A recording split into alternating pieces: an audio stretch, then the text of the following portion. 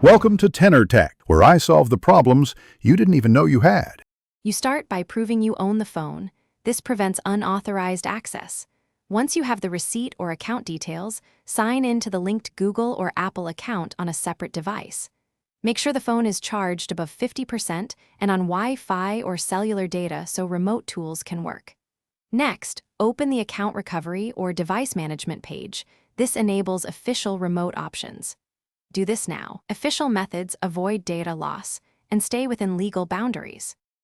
Once signed in, navigate to the device management tool, Google Find My Device or Apple Find My iPhone, and locate your phone.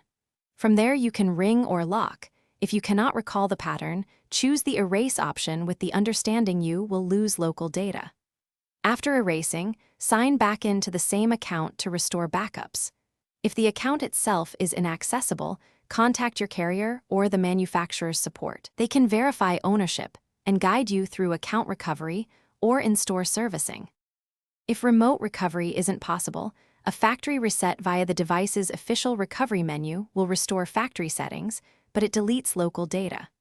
Once done, make sure to sign into the original Google or Apple account during setup to pass activation lock.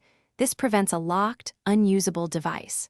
Restore your backup if available, and then set a strong new lock and enable backup and remote find features. If anything goes wrong, visit an authorized service center with photo ID and proof of purchase for assisted recovery.